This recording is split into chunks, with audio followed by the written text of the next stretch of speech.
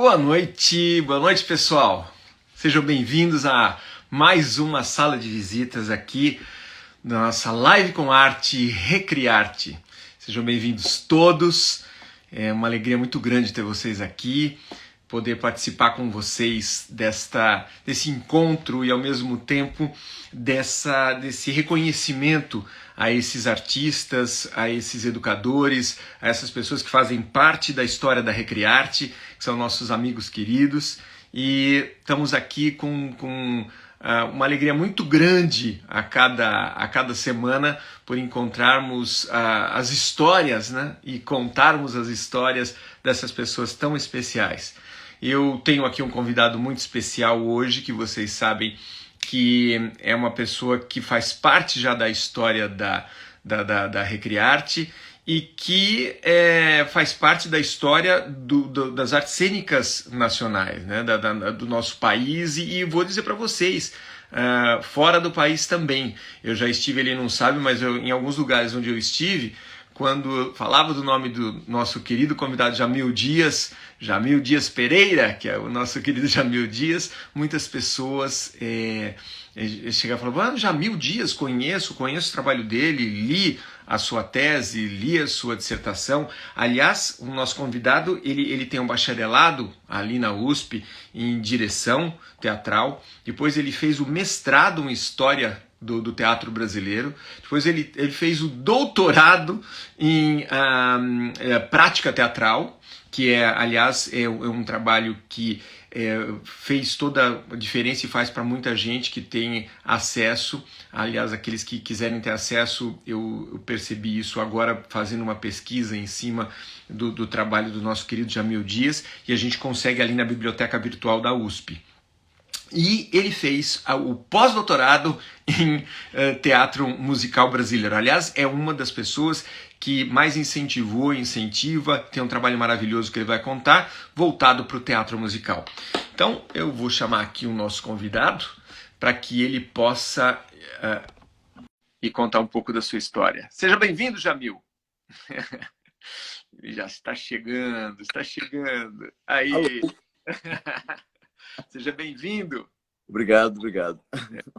Então, pessoal, olha, o nosso amigo, antes do Jamil começar, eu queria lembrar uma coisa, que eu conheci o Jamil, aliás, como muita gente conheceu o Jamil, como o garoto propaganda. O Jamil foi um grande garoto propaganda, que com o rosto ali, a carinha dele estava em todos os lugares do Brasil.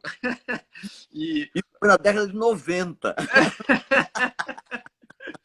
Jamil, eu conheci o Jamil ali na USP, a gente já se conhecia lá da Universidade de São Paulo, quando eu fiz a Escola de Arte Dramática, mas o Jamil, onde o Jamil passava, porque assim, era o dia inteiro na televisão, né, Jamil? Mas, enfim, seja bem-vindo, é uma sala de visitas, as pessoas, elas estão aqui, você sabe que elas podem perguntar, na verdade eu sou só o interlocutor, eu quero mais é que você conte um pouco da sua história, 1 hora é muito pouquinho para tudo que você fez e faz, mas é legal que as pessoas participem o máximo possível. Então, o espaço é seu. Inicialmente, bom, obrigado pelo convite, Gabriel. E eu estava pensando agora há pouco, quando foi que nós nos conhecemos? Eu tenho uma lembrança de ter visto você, de ter encontrado você, mas provavelmente a gente já se conhecia antes, na Sala Preta da Escola de Comunicações e Artes, que era também a EAD. Né? E acho que foi uma apresentação pública da sua classe. E nós nos cumprimentamos no final. Deve ter sido isso. Foi a lembrança mais remota que eu encontrei. Certo? Isso foi nos idos de 1970. Máximo 80. Máximo 80. Exatamente. Você sabe que, só lembrando você, quando eu entrei na EAD, você dirigia um espetáculo. Nós estávamos, naquele primeiro ano, era um festival do Martins Pena. E aí eu acabei sendo selecionado para participar, como menos que secundário, que eram os primeiro-anistas, para participar e complementar o seu elenco. Eu não me lembro se você dirigiu qual Eu dirigi não era Inglês Maquinista. Inglês Maquinista, isso. E eu participei da peça. a do Inglês Maquinista com você. Nossa, eu não lembrava disso. É porque, então, nós éramos, na verdade, eu participei. Na época, nós estávamos começando ali e nós participávamos de algumas peças. Eu entrei na peça do Vendramini, que era o diletante, Claro, que eu fazia uma personagem maior e fazia uma complementação na sua peça. Eu realmente não me lembro nem o que eu fazia mais na tua peça, mas eu sei que eu entrei para o elenco. E aí foi aí que eu te conheci um pouco mais e acompanhar a tua direção. E você já era o grande Jamil Dias, que estava ali convidado para dirigir. Grande, não sei não. 1,72 m. Mas é imenso, é imenso. De lá de trás, gente. De lá de trás que a gente... É verdade, lá de trás. Nossa, dos idos de 80. Muito tempo, nossa, graças a Deus. Lembra que o diretor da EAD nessa época era o... Era não é Serginho, não. Luquezzi. O Luquezzi, Claudinho Cláudio Luquezzi. Cláudio Luquezzi, que agora é fazendeiro, sabia, né? Sei disso, que ele virou fazendeiro. Bom, Fazendeiro, um belo filho. Exatamente, também acho. Eu lembro que eu tive algumas encrencas com ele, porque ele era muito disciplinador, lógico. Né? E ele entrava na sala de repente para dizer alguma coisa e tal. E eu detestava que interrompesse ensaio. Aí eu pus um aviso enorme na... Olha que questão. Pus um aviso enorme na porta. Por favor, não entre, não perturbe a arte. Ele era todo profissional, lembra? Ele era muito carinhoso com as pessoas, mas ao mesmo tempo ele era aquele professor que jogava o sapato. Ele era muito cuidadoso. Ele era muito cuidadoso. Ele era filhote da Miriam Muniz, não é? Isso, exatamente, da Miriam. Escola. Que, aliás, é uma figura maravilhosa, Miriam Muniz, também. Nossa, tenho muita saudade dela. Faz muita falta. Nossa, maravilhosa. Ela teve conosco muito próximo, um pouquinho antes dela partir. Ela teve conosco e nós íamos começar um trabalho juntos. E aí foi muito engraçado que eu tinha eles fizeram uma festa surpresa no meu aniversário. Eu tinha acabado de conhecer, eu tinha ido na casa da Miriam. E ela sempre é uma figura, né? Uma pessoa... Maravilhosa. Brilhante. Maravilhosa. Parece que ela estava sempre à frente do tempo. Nossa, enfim. Realmente. E aí ela chegou no meu aniversário com um anjo que eu tenho até hoje desse tamanho, que ela tirou da casa dela. Falou, tire da minha casa e tô trazendo para você de presente de aniversário. Ela era muito carinhosa, muito carinhosa. Muito. Miriam Muniz. Você tem muita lembrança da Miriam. A querida Miriam, né? Miriam Muniz. É verdade. Nossa, a Miriam Muniz, nossa, era uma lembrança fantástica. Eu lembro que uma vez a IAD me chamou para dirigir uma peça que foi Madame de Sade. Madame de Sade. Peça bonita do Mishima. Né? E olha só que absurdo. A Miriam ia ser a minha assistente de direção. Olha só, ela ia minha professora. Era uma mestra do teatro, e eu ia tratá-la como assistente, e ela estava adorando fazer o papel. Ela chegava cedo e preparava cafezinho. Estava sentada do meu lado, assim, e aí de vez em quando ela punha as manguinhas de fora. Né? Na época tinha uma atriz que não estava rendendo muito. Ela disse assim, ela está te dando trabalho, né? Você quer que eu vá lá e dê uma prensa nela? E ela tinha aquela vozinha, lembra? Nego? Fantástico. Olha, estão chamando a gente de Jurássico. A Aline, que está aqui, a nossa profissional, está dizendo que isso aqui é história do teatro. Meu Deus do céu. Então, na verdade... Bom, é o que nos resta. É o que nos resta históricos. Mas é muito bom, né? Para quem não sabe, é legal para aqueles... Primeiro, quero agradecer muita gente que está aqui na nossa sala. Inclusive, tem uns amigos nossos que eu estou vendo aqui, que estão fora do Brasil, que estão aqui nos acompanhando. E até para quem não sabe, a Miriam Muniz, ela foi uma das incentivadoras das escolas de teatro, porque ela foi uma das fundadoras do Macunaíma. Sim. A Escola Macunaíma, que foi a primeira escola particular, né, que nós tivemos ali depois daquela geração, no meio daquela muvuca toda da ditadura, ela e o Silvio Zilber que fundaram, né, eu fui a um jantar para arrecadar fundos para a criação da escola. Nossa, que legal! Eu não lembro onde é que era esse jantar, mas eu lembro que eu fui a esse jantar. Que ótimo! Mas a Miriam era uma figura adorável. Ela e o Silvio, o Samir está dizendo, ela e o Silvio Zilber faziam uma dupla muito forte. Nossa, né?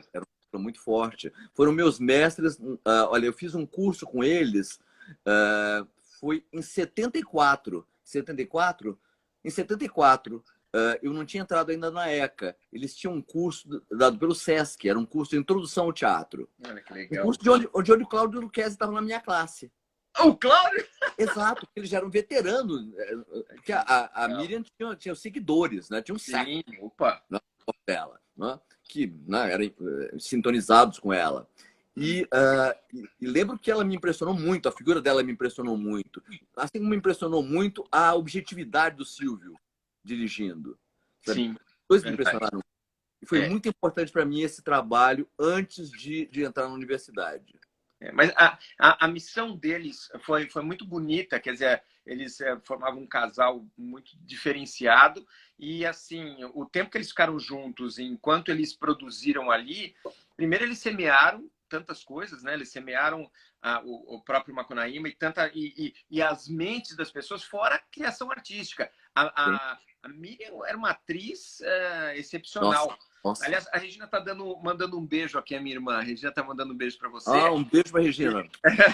Ela está perguntando se você conheceu ou trabalhou com o Edelso Mostaço. Lembra, Edelso? Lá atrás, ele trabalhou depois, né, ali também por um tempão. Exatamente. Mas são referências que são... É importante a gente tá sempre, não só relembrando, mas valorizando isso, porque é base para quem quer fazer teatro, para quem quer pensar teatro brasileiro e mundial, entender essas histórias, né? E a história da nossa vertente das artes cênicas aqui no Brasil, né? Acho interessante, acho realmente importante isso que você está dizendo, porque a história tem que fazer parte da nossa vida. Por exemplo, ao trabalhar com os nossos alunos, eu faço questão de falar de história, ao falar de história do teatro, ao falar da nossa história, e dizer que eles estão fazendo história. Sim. No momento atual, isso aí. Coisas que são marcantes, né? Dizer que nós estamos vivendo um período absolutamente marcante da história. Exatamente. Então, vamos recordar esse período. É bom recordar e é bom... Eu penso também muito como você nesse sentido e falo muito para os alunos, principalmente quando eu trabalho com os alunos da graduação e da pós-graduação, que normalmente as pessoas... Eu sempre pergunto isso e a maior parte diz que é verdade. Quando você vai nesse rolo compressor do estudo, eu quero estudar mais, eu quero aprender mais, ou então eu preciso por causa de uma profissão, você acaba muitas vezes não percebendo que você faz parte daquele momento histórico e tudo aquilo que você faz é transformador para o teu núcleo que vai sendo ampliado e pode virar uma referência muito grande. Então, faz toda a diferença. E quando a gente vive um momento da humanidade onde as coisas mudam tão rapidamente, onde as coisas acontecem tão rapidamente, o nosso papel é mais importante ainda, porque você tem que ir firmando aquelas bases para que essa transformação ela seja sustentável, né? Claro. Então é muito importante para os alunos, nesse momento, prestar atenção para esse fato, de que nesse momento nós estamos vivendo um momento histórico. Não é? E o nosso comportamento deve estar à altura disso. Isso. A gente deve aprender com esse momento, tirar lições disso tudo. Isso. Põe em xeque as nossas certezas, a nossa ideia de mundo, não é? Mas isso nos reconstrói, isso nos torna outros seres. Outros seres. Exato. A Aline está dizendo, ler e escrever o mundo por meio do teatro. É verdade. É isso aí. Estão dando boa noite, a Yara está dando boa noite aqui para nós. Boa noite, Yara. Seja bem-vinda. E tem uma coisa que é assim, quando a gente tem essa consciência, independente daquilo que você está realizando, você realiza melhor. Eu vejo, tem uma coisa que me encanta no teu trabalho, como me encanta no trabalho de verdade, sem fazer média dos professores da escola, e você sabe disso, que você vive há muitos anos com a gente ali, dividindo, que é a tua dedicação, que sempre vai muito além. É sempre... É como se você tivesse... Como se tivesse, não, você tem absoluta consciência do teu papel transformador naquele momento. E isso é uma coisa que vai para os alunos como uma referência, porque eu acho que nós temos que pensar isso no mundo, né? Esse é o ponto. Eu acho que como seres jurássicos, nós temos ainda uma ideia religiosa do teatro, religiosa da arte. Não é? Nós estamos muito próximos da origem do teatro, então nós estamos muito imbuídos desse valor mágico do teatro. Então, isso não cabe num horário, isso expande muito mais. Expande muito mais. Né? Alguém pediu para eu falar um pouco dos bastidores da publicidade. A Aline quer saber dos bastidores. Antes dessa era digital, ela quer saber como é que eram os bastidores, porque realmente você foi uma referência, ainda mas foi uma referência ali nos comerciais, no comercial onde trabalhava o ator, né? Que é isso que é legal. É verdade. Então conta pra gente depois um pouquinho disso. Olha, naquela época eu tinha uma memória fantástica. Então eu decorava textos imensos e falava muito rápido, muito mais rápido do que eu falo hoje. Eu lembro até hoje. Então, em 30 segundos eu tinha que dizer aquele texto inteiro. E eles faziam de propósito, me davam um texto colossal e eu tinha que ter de uma vez, de prima, matar um comercial. Que bárbaro. Dessa empresa que o Samir está falando. Você viajava o Brasil, não viajava? Viajava o Brasil inteiro. Eu fazia inaugurações das lojas, né? E eu gravava no Brasil todo. Eu conheci muitas capitais assim. Eu acabei virando um especialista em hipermercado. Mas você estava em todas. E as pessoas faziam as imagens gigantescas tuas. Eu lembro. Nossa. Você lembra? Óbvio que você não vai lembrar. Então eram aqueles painéis com o seu rosto, porque você era um grande garoto de propaganda, né? Nossa. Até esses dias eu encontrei o Fabiano, que era garoto de propaganda do MAP, e depois das Casas Bahia, não é? Sim. E aí ele disse assim, você era a referência da minha juventude. Que legal! Eu sonhava ser você. Tá vendo? Olha como eu fiquei todo prosa. Se o Fabiano achava que eu era um modelo, uau! Mas o que é legal é que você tem os seus lados, eles são muito diferentes e complementares. Quer dizer, ao mesmo tempo que uma pessoa que te conhece pela ótica mais acadêmica ou mais intelectual, dificilmente vai imaginar esse lado da loucura que faz com que você tenha essa expressividade nessa dimensão do popular mesmo, para todas as classes. Era uma coisa impressionante. Eu acho que a publicidade, me deu muito essa dimensão, a dimensão de comunicação. E é uma dimensão que eu acho muito importante para o teatro. Sim. Com todo respeito por outras formas de teatro, mas eu prefiro um teatro que se comunique diretamente com o público. Seja emocionalmente, seja racionalmente, mas se comunique muito, que impressione muito, que cause uma forte impressão. Certo? Esse é o teatro que eu amo. A publicidade me ajudou muito nesse sentido, de olhar para as pessoas como elas são. Olha que legal. Terra. Interessante isso, hein? Isso me ajudou muito. É interessante que você disse também de eu ter lados tão diversos, né? Ao mesmo tempo, eu sou acadêmico, eu gosto muito de conhecimento, gosto de pesquisar, né? Acho que hoje em dia eu me defino mais como pesquisador, né? Num campo específico. Eu adoro teatro musical e me dedico a pesquisar a história do teatro musical no Brasil. Eu vou lançar em breve um livro que é a história do teatro musical no Brasil. Que vem do teu pós-doutorado. Exatamente. Começa com pós-doutorado, mas já foi com o tempo foi melhorado, foi complementado. Não é?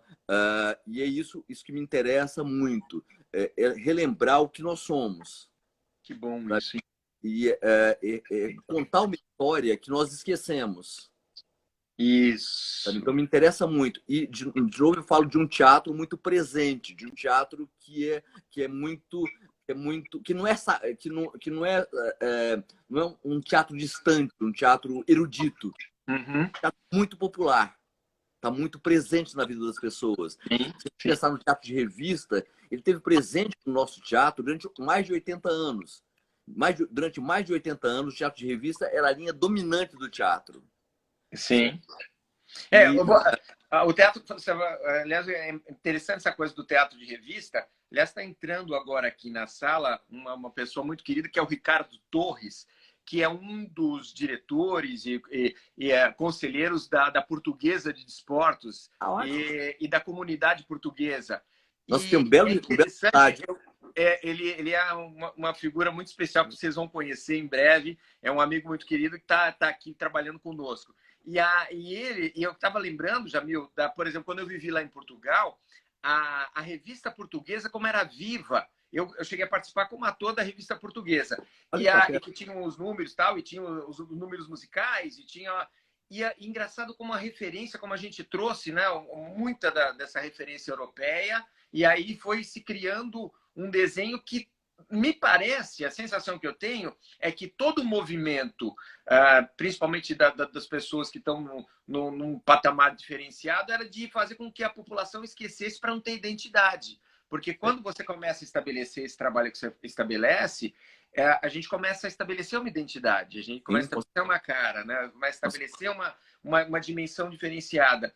É maravilhoso isso. E o Brasil, acho que, não sei a tua opinião, gostaria de ouvir sobre o que você sente do teatro musical brasileiro. Você que é uma referência, não só na pesquisa, no estudo, mas também na construção de todo o processo, como o festival, como a premiação, como as premiações, que eu gostaria que você falasse um pouquinho da premiação para o teatro brasileiro e do que você está vendo, o que você percebe dessas gerações. Você que dá aula também na Team Broadway, que é uma escola que tem uma formação ali para o teatro musical, que deu aula nas faculdades, enfim, que tem toda uma referência. O que você me falaria desse teatro brasileiro hoje voltado para o musical?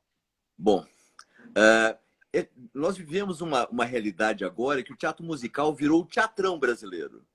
Quer dizer, ocupou aquele lugar que antigamente era o teatrão, que era o teatro das estrelas. Não é? Hoje é o teatro musical que ocupa esse lugar. Sim. Que nunca faz um espetáculo com menos de 600 espectadores. É verdade. E precisa de um teatro que caiba 800 pessoas, porque senão não é viável pagar. Não é? Sim. Também está lembrando... Do prêmio Bibi Ferreira, né? Aliás, olha, a Lúcia está mandando um beijo para você. A Lúcia Lazzarini, que é nossa amiga, produtora. O Almir Macu, que também entrou, está mandando um abraço, está assinando para você. Um monte de gente aqui mandando um obrigado, oi. Mas continua, e aí? Bom, eu acho que, na verdade, a gente tem hoje uma situação que nós estamos perdidos. Nós estamos um pouco desorientados a respeito da nossa identidade. Nós vivemos uma situação um pouco estranha. Meu contato com os alunos, eu sinto que, na verdade, eles pararam de enxergar o Brasil. Como na música do Milton Nascimento, eles se acostumaram a ficar de costas para o Brasil. Sempre de frente para o ar, que é a internet, e de costas para o Brasil. Que legal isso. Eles sonham com a Broadway e são incapazes de ver os temas que nos cercam. Os temas maravilhosos, extremamente musicais, ritmos que nos cercam. Perfeito. Então, eu procuro o tempo inteiro despertar neles essa importância de olhar ao redor, de usar a linguagem do musical, mas para falar da gente, para falar dos nossos sentimentos, das nossas angústias, das nossas esperanças, dos nossos sonhos. Muito bom. Aí um teatro faz sentido. Porque não adianta só macaquearmos um teatro. Isso. É um teatro maravilhoso, mas não interessa. O Bruno está falando que é muito bom, é isso mesmo, é isso mesmo. Aliás, o Samir está perguntando qual é o grande espetáculo do teatro. O Samir é ótimo, né? O Samir ele tem que ser contratado. Samir, você tem que ser contratado por todas as lives. Você é o ghostwriter aqui, só que ele não é ghost. Ele olha só. Ele comanda a linha aqui, perfeito. Ele quer saber o que né, do espetáculo. Bom, aí. Deixa eu responder essa pergunta da Aline antes. Tem, pode, claro. Musical, o que caracteriza um musical? O musical é um espetáculo em que música, texto e dança têm a mesma importância. Uhum. Certo? Então, são três linguagens que se mesclam, sabe? Desde a origem.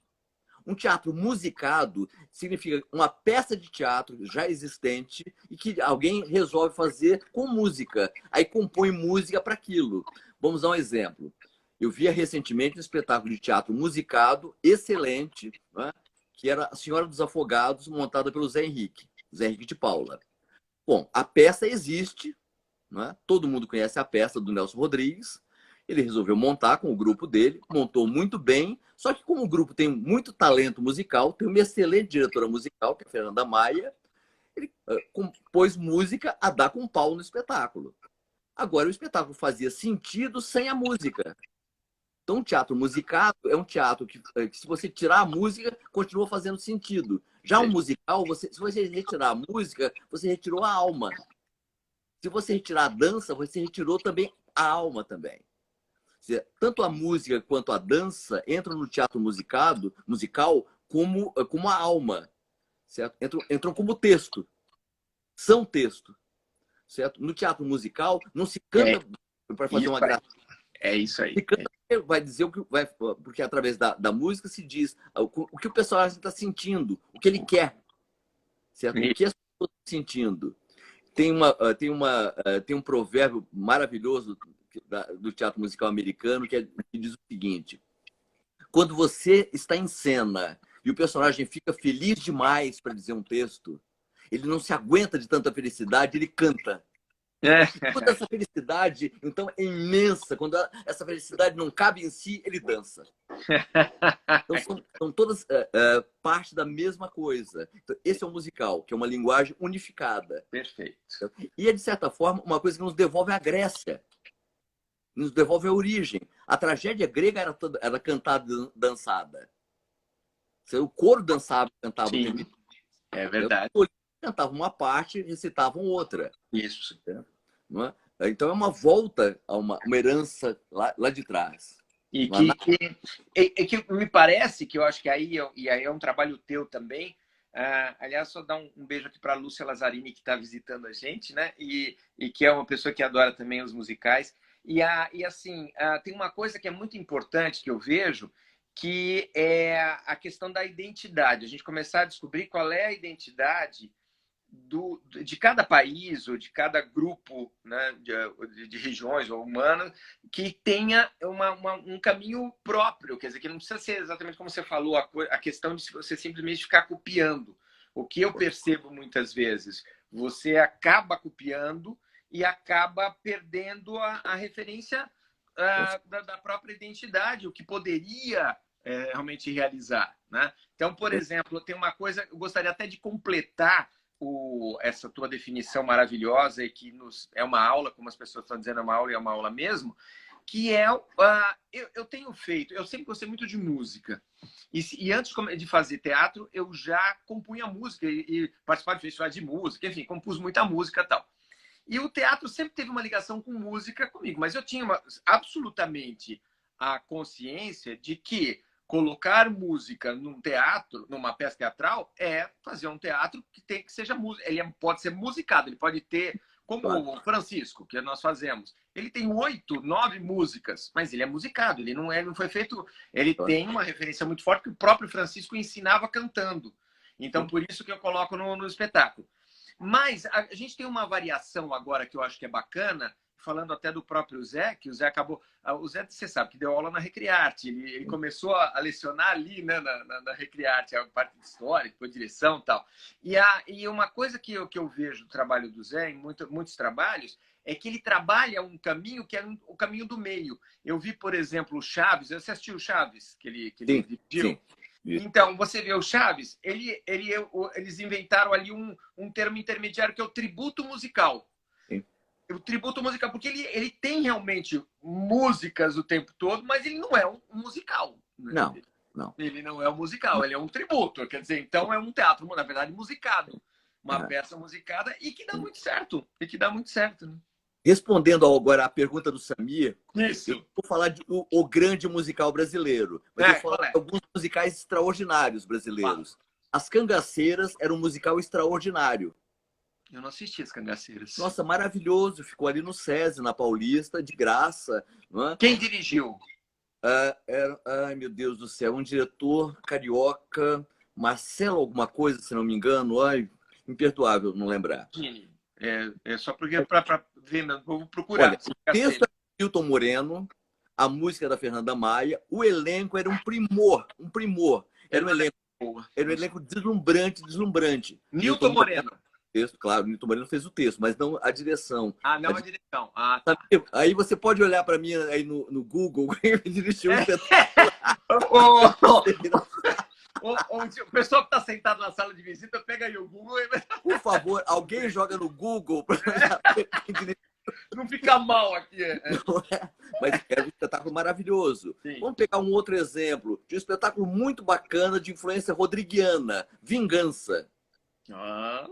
Vingança era um espetáculo muito bom e um musical jukebox, porque o musical jukebox é um musical em que a música já é conhecida antes. Então, ela é encaixada num roteiro. Encaixa ali. Olha que interessante isso, hein? Então, isso a gente chama de musical jukebox. Então, o Vingança era isso, com músicas do Erivelto Martins, não é? E era muito bacana também, com atores excelentes. Tem uma coisa também, que quando é um musical nacional, a gente consegue ver melhor os intérpretes. Sim. Sabe? Porque eles criam de verdade. No musical internacional, eles estão amarrados por razões contratuais. Isso. A Bíblia é um livrão que vem junto quando se monta uma franquia e tem que ser seguido à risca. Então, o ator tem que ficar em pé, ali, né? É a franquia, né? 3/4 e levantar a mão no ângulo esquerdo, no ângulo de 90 graus. Não tem porquê. Se ele perguntar por quê, é porque é assim. Porque está na Bíblia. Porque uma luz vai bater ali e acabou-se. Agora, se é um musical que é criado aqui, a gente vai criar esse musical. É uma criação. Aí vamos falar de uma outra coisa que eu acho muito importante. A gente perde um pouco essa dimensão. A diferença entre arte e artesanato. Legal. Explica melhor pra gente. A arte implica em criação, em expressão do ser humano, certo? Expressão das preocupações do ser humano. Artesanato é saber fazer alguma coisa. Isso, Sérgio Modena é o diretor. Obrigado, Tânia. Isso.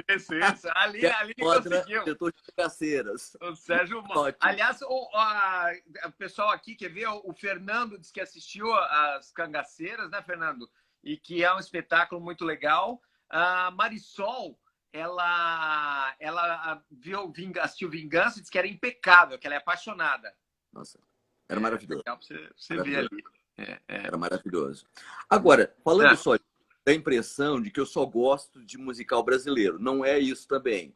Há musicais internacionais que eu acho que são fantásticos, feitos no Brasil. Há um musical que pouca gente assistiu, eu vou dizer aqui, se vocês tiverem oportunidade, para não deixarem de assistir. Pacto. Pacto foi um musical off-Broadway, fez uma pequena temporada no Teatro Porto Seguro. Isso. Né? E era um espetáculo muito interessante. O tema parece improvável para um musical.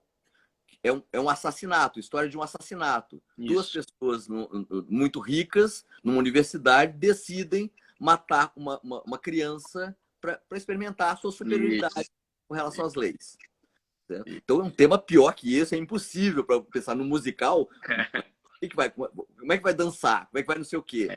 É um musical sobre a angústia, sobre a maldade, sobre a malignidade que pode estar no ser humano também. Era um musical maravilhoso. Maravilhoso. Com dois intérpretes, nossa, devorando o público com a sua interpretação. Isso é um prazer danado. Né? Intérprete, né? Ator é sempre um prazer. É sempre um prazer ver. É a base, né? Se você tem ali você tem bons atores e aí você já ganhou muito, né? Verdade. Só completando uma coisa que eu acho que deixei incompleta, então, no caso de arte e artesanato. Quando a gente pensa num musical, numa franquia, que você tem que fazer exatamente igual lá fora, então você está assumindo que você é um artesão. Perfeito. Muito então, bom. Você copiar aquele produto. Muito bom. Impecavelmente, com muita técnica. Com uma técnica impecável para copiar aquilo. Certo? Agora, quando você cria um musical do nada, aí é uma criação, é arte. E você sabe que o teatro hoje, falando agora como gestor de teatro, a coisa que mais me assusta é que eu diria para você que dos espetáculos infantis ou infanto-juvenis, 90%, sendo generoso, são absolutamente cópias, são artesanato mal realizado, inspirado nas obras, quer sejam desenhos, quer sejam filmes, etc. E é interessantíssimo a gente observar isso, né? Como foi se perdendo um pouco o sentido do fazer arte. Porque você pega, por exemplo, uma história, seja ela qual for, uma história infantil, que é, como eu estou falando dos infantis, você tem uma possibilidade, uma gama imensa de possibilidades de fazer arte a partir dali. E não simplesmente copiar. Então, virou e desistiu uma máxima assim: se eu não fizer isso, se eu não fizer como o desenho da Disney, se eu não fizer como o filme que eu vi ali, o público não gosta. Mentira. Nossa. Ao contrário. Você sabe que eu odeio ouvir falar nisso. Não é? É uma coisa, não no que você está falando, não no que você está falando, mas ouvi um aluno dizer assim: não, mas eu faço igual porque tem que ser assim um musical. Eu assisto vídeo para fazer igual. Meu Deus, você abdica do seu direito de ser artista, você abdica de pensar o mundo, exprimir o seu sentimento com relação ao mundo, pelo amor de Deus. É verdade. É verdade. Parece uma abominação. Não, ali está dizendo quantos artistas querendo ser aversões. É verdade. Na verdade, artesãos, artesões, né? Mas a verdade é que o que acontece? O artesão, ele... Para ser artesão, você precisa ter uma técnica muito boa. Com certeza. Qualificado para você ser um artesão que tenha, obviamente, uma repercussão. E o que eu vejo, que às vezes você tem isso, eu estive... Uma coisa que eu fiquei encantado quando eu fui, por exemplo, o ano passado lá no Festival Nacional, no Festival de Cádiz, lá de teatro, e aí, na volta, eu parei em Madrid e assisti alguns espetáculos musicais. Jamil, eu fiquei encantado com o que eu vi do teatro espanhol, principalmente no quesito interpretação. A qualidade dos atores, em termos de interpretação, é assim... É uma inspiração. Mas o que eu observava e observei, alguns espetáculos que eu já tinha assistido em outros países, com outras, que são os famosos enlatados, eles eram feitos com aquele padrão, mas muito bem executados. Sim. Então, eu acho que isso é o artesão. E o que a gente vê muito é aquilo que é o artesão de segunda linha, que é como se comprasse aquele relógio que você olha assim e fala: olha, é igualzinho. Quando vai funcionar, cai um negócio, não funciona, atrasa, cai o ponteiro. É mais ou menos isso que a gente vê muito. Sim. Então, a gente pega... E as pessoas ainda tentando burlar. Nós temos uma luta, vocês não têm noção. A luta que a gente tem com os espetáculos, a pessoa chega e fala assim: eu vou levar, sei lá, o Frozen para o seu teatro. Não, Frozen não pode. Frozen é uma franquia. Você não pode. Tá, então eu vou fazer o Natal congelado. Aí eu vou fazer o Olaf não sei o que lá. Aí eu vou fazer só para pegar aquilo lá e copiar a mesma música, do mesmo jeito, com o mesmo... E não pega a essência daquele conto, daquela história, que normalmente são histórias universais, e não viajam, né? É verdade, é verdade. Porque se são universais, tem a ver conosco também. Mas é porque você releia isso. Como é que eu me coloco diante disso? Por exemplo, tem um musical que as pessoas falam muito e gostam muito, que é mais ou menos recente, que é o In the Heights. Sim. Né? The Heights do Lin-Manuel Miranda. Eu penso nesse musical. Esse musical é sobre os subúrbios porto-riquenhos, né? Em cidades americanas. Né? Penso que, ao montar isso no Brasil, teria sentido a gente pensar em subúrbios brasileiros. Claro. Pensar, por exemplo, em nordestinos em São Paulo. Claro. Em todos os nordestinos que vieram para São Paulo e que estão na periferia. Claro. Isso daria um outro significado àquela multidão de porto-riquenhos que nós não conhecemos. Sim. E aí essa analogia com o universal que está em nós, que na verdade, se você for analisar, vem lá, quando a gente pensa nos gregos, é o que eles faziam. Eles pegavam os mesmos temas, mesmas histórias, e contavam de formas diferentes, com visões diferentes, de tempo, da visão do próprio autor. E que a gente foi perdendo isso. Tanto que eu vejo muito isso, que eu acho interessante, hoje, nesse período de imersão no universo particular, eu tive chance de assistir muitos filmes e assistir muita coisa do streaming que eu não tinha assistido ainda. O Netflix, que é um mundo, né, que você precisa ficar 60 horas por dia, se tivesse 60 horas, você ficaria... Nesse domingo eu mergulhei no Netflix. Então, mas quando você mergulha, você vai... dá vontade de... Porque tem muita coisa, muita informação. E o que a gente vê... Eu hoje, quando assisto, por exemplo, um espetáculo, uma novela brasileira, eu consigo detectar claramente que essa novela vai ser refeita em muitos países, porque tem uma linguagem universal. Outro dia assisti uma novela colombiana e eu quis assistir essa novela. Eu gosto de ver ali o tipo de interpretação, mas me chamou a atenção porque a Colômbia não tem tanta expressão nas artes cênicas. E não tem muita coisa que você tenha referência, tenha grupos maravilhosos, eu conheço vários aí, mas não tinha, principalmente da televisão, e eles ganharam o Emmy de melhor novela com essa novela chamada Rainha do Flow. Uhum. Essa novela eu comecei a assistir e eu falei, nossa, essa novela exatamente, eles falam da periferia, aliás, quase todas as novelas deles falam da periferia ali de Medellín, ou Medellín, né, como eles chamam, enfim. Mas quando ele está falando daquele universo, ela fala de todas as periferias. Tanto que parece que já foi comprada até pelo Brasil, foi comprada por muitos países do mundo. E outras novelas nossas, como a própria Avenida Brasil, olha que interessante, e outras que são compradas e são refeitas com aquela característica. E aí você traz a ambientação, você pega o que tem de universal, né? Que eu acho que esse é o grande barato. Esse que é o Claro, grande. claro. Eu tenho impressão, você estava falando e eu estava lembrando alguma coisa, não sei, eu tenho a impressão de que os colombianos são muito fortes em novela de televisão, exportam muita novela para os Estados Unidos. Então, eles têm uma comunidade muito forte e está crescendo muito. A Yara assistiu Reina del Flow e agora tem a nova versão, viu, Yara? Não sei se você viu. Eu vou assistir a nova versão. Nossa, estou me sentindo excluído por não ter visto. Quero ver. Vocês têm que assistir Reina del Flow. Vale a pena. Eu mergulhei. É Reina del Flow.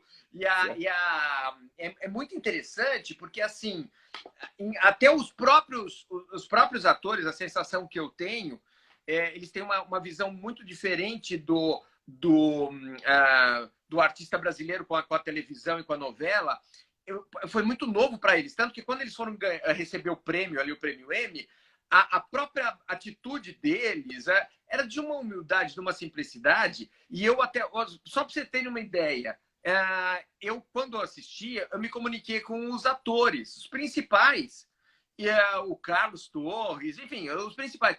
E eles comunicaram diretamente, era uma coisa assim, contando tudo que estava acontecendo, como parou, quando eles iam começar a muito próximos, ao mesmo tempo que, assim, muito talentosos, tem muito talento, tem muito potencial, a gente vê, e eles realmente, a referência deles, tanto que os termos são todos em inglês, é engraçado, todas as gags deles têm uma coisa com o americano, porque a referência que já está ali, né, já sobe ali um pouquinho, já está lá, Miami, sei lá. E aí, enfim, você tem. Mas o que é interessante é achar esse universal. E eu acho que quando a gente prepara as pessoas, e é muito importante a gente ter essa visão. Mas eu queria falar um pouquinho só de alguma... Tem muita gente perguntando um monte de coisa, mas eu queria falar um pouquinho de um outro pedaço teu, que é do cenógrafo. Que você não fala muito, a gente nem fala muito, porque você tem tantas vertentes, mas você tem uma formação, uma experiência como cenógrafo e uma qualidade para pensar a cena a partir da cenografia e do pensamento daquele espaço cênico, que é incomum. Você ainda é daquelas pessoas que fazem... Você faz maquete, que tem gente que nem sabe o que é maquete. Então, conta pra gente um pouquinho desse pedaço. Bom, maquete é uma coisa que me fascina. Maquete a ideia de um mundo em miniatura me fascina desde criança.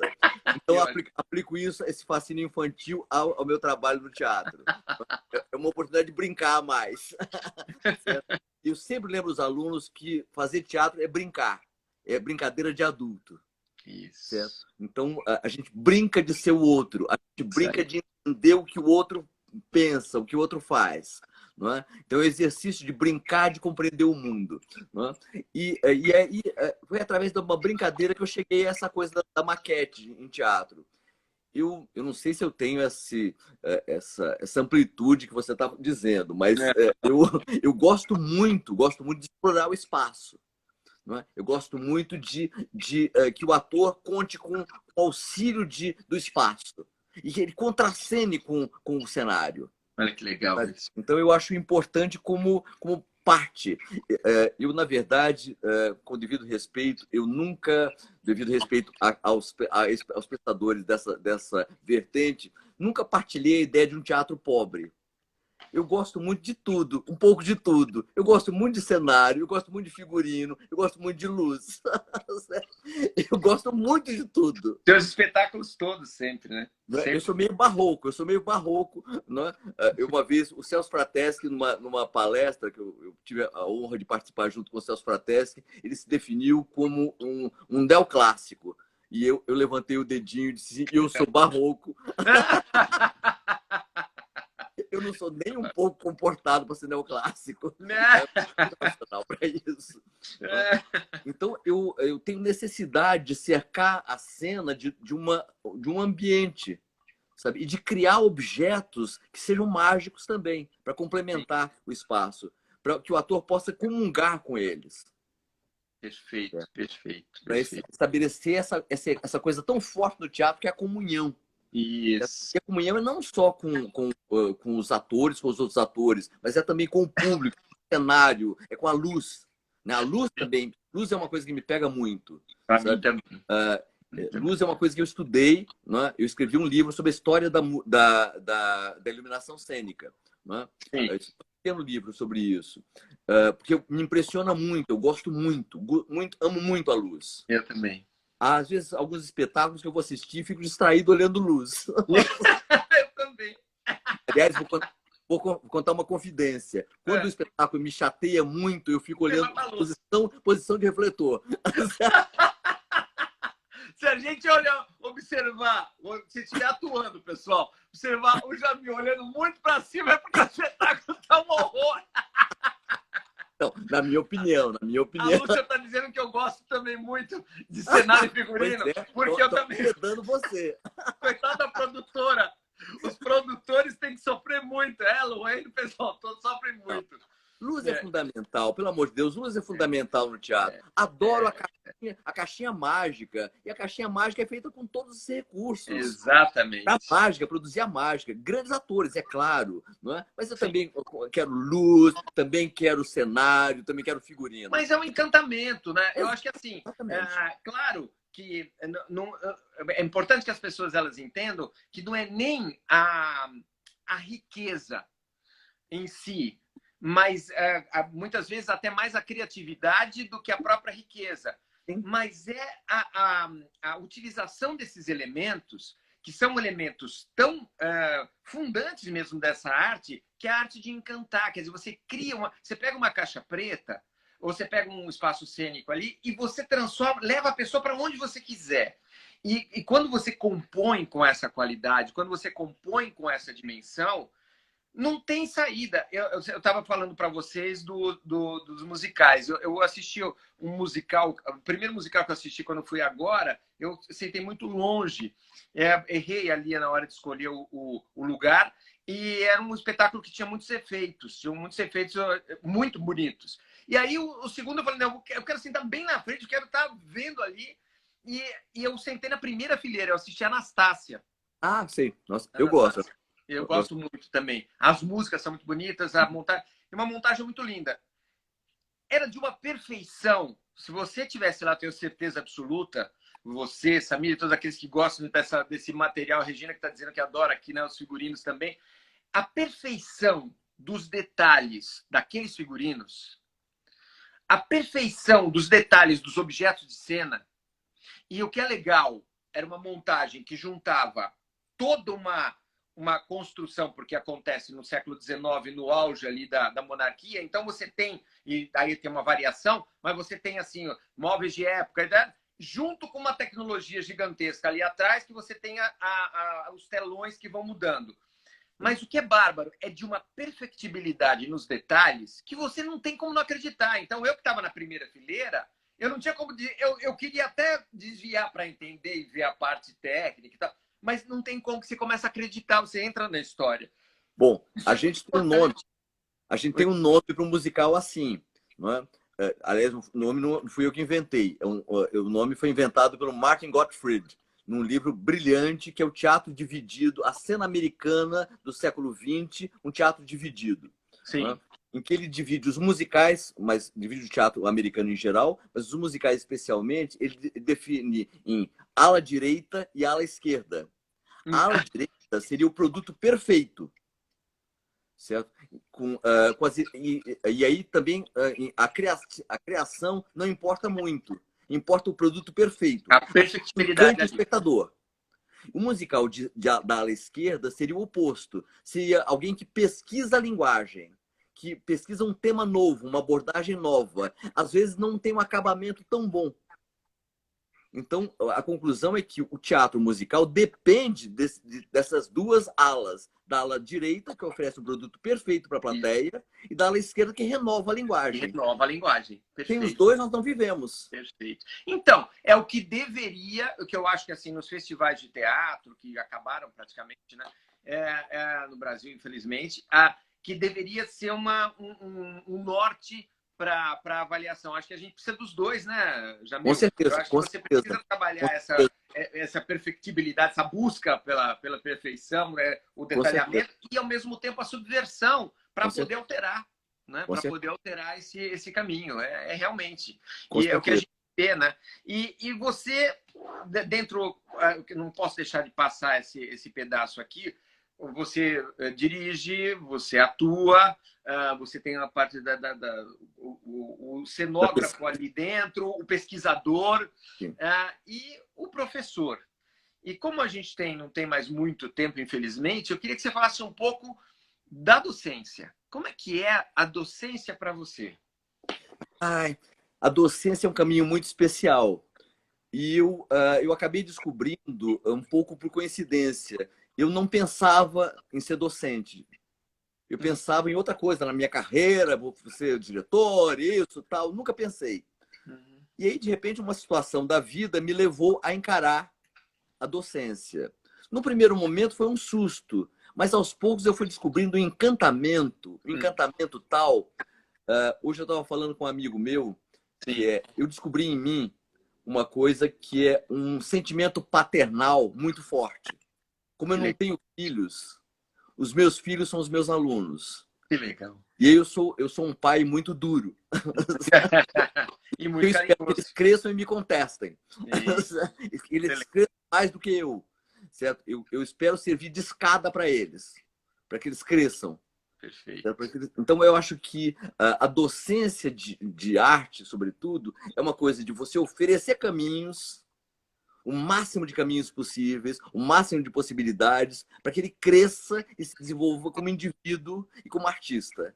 Perfeito. Que ele tome rumos que a gente não imagina quais são. Sabe? Eu tenho um prazer inacreditável quando vejo um aluno, uma aluna crescendo.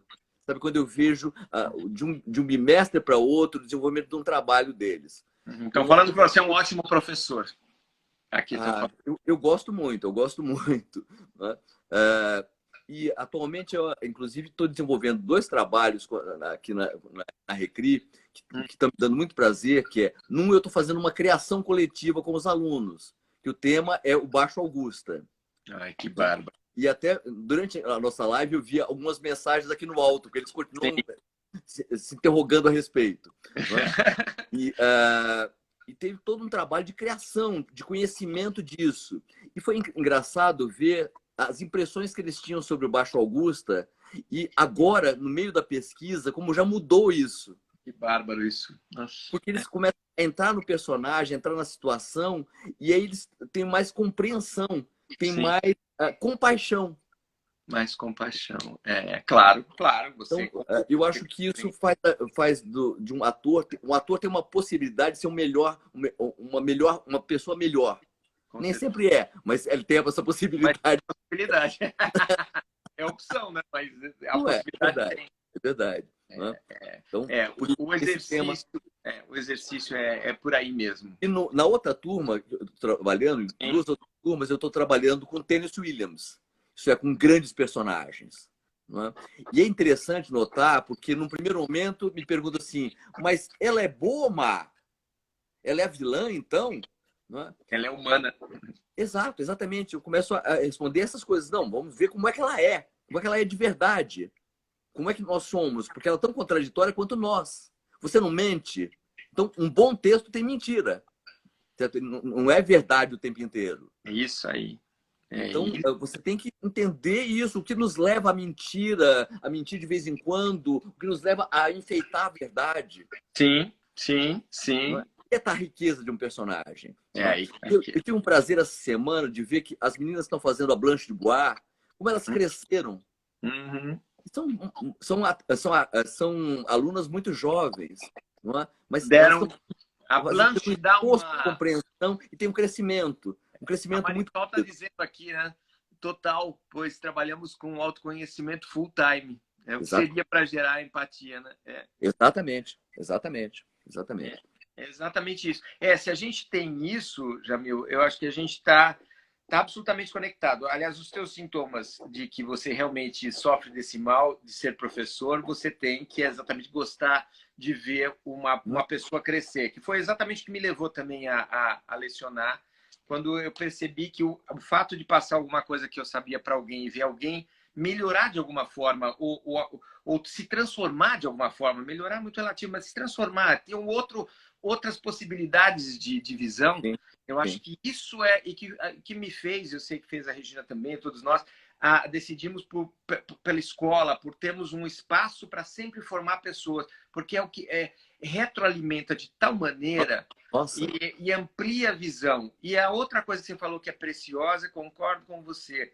E quanto mais tempo passa, acho que um dos aprendizados que eu fui tendo na vida é perceber o quanto nós, como seres humanos, e nós falamos o tempo todo do humano no teatro, o quanto nós somos próximos. Quer dizer, como eu sou próximo daquele que degola uma pessoa, como eu sou próximo daquele que, como eu vi essa semana, eu falei, nossa, o cara que arrastou porque estava um rapaz que foi, não sei se você chegou a ver isso, que ele arrastou o rapaz vivo até morrer. Eu falei, nossa, mas ao mesmo tempo, e eu estou falando da desgraça, né? Mas também tem a coisa muito bom. Eu acho que a gente tem que entender que, como ser humano, nós somos muito próximos desses universos todos, porque nós fazemos parte desta coisa. Ah, mas eu claro, nunca, jamais. Não, claro. jamais não. Depende de uma série de fatores. Quando a gente entende isso, a gente começa a aceitar melhor o outro. Claro que você vai sempre saber o que você quer, o que você não quer, a tua poder, mas você entende a dimensão do humano até na sua limitação. E Claro. aí é bárbaro, porque o teatro, acho que é o grande ganho, né, que o teatro traz pra gente. Sim, Né? sim. É essa que nós estamos falando muito de compreensão humana. É, Essa que é a razão do teatro. a Não é? razão do teatro. O teatro é uma máquina de compreensão do homem. É isso aí. Tão instituível. Não é? E a Tem gente. uma outra Sim. questão muito interessante que surgiu um dia desse na classe, talvez alguns outros professores tenham sentido isso parecido, que é a edição, nesses tempos em que nós estamos tendo que usar o vídeo. Não é? Sim. E eu É discuti isso isso. na classe. O Eu que é o discuti isso na vivo e o classe, que é o eh, editado. Né? vendo as diferenças da linguagem, de Sim. linguagem de vídeo e linguagem de teatro. O teatro não se edita. O Não se teatro diz. vai para a cena e o Ele diretor vai. pode cabelar, porque ele faz o que ele quiser. Tá? Aliás, O pessoal- falando em não editar, nós estamos quase encerrando. Eles avisam aqui que a gente vai encerrar. Mas eu quero que a gente volte muito mais vezes. Você tem muita coisa para passar para as pessoas, né? E como a Regina está dizendo, humanidade é tudo, com certeza. E eu queria que você se despedisse. Queria avisar vocês que a semana que vem a gente tem um outro que não é jurássico, mas tem uma história gigantesca.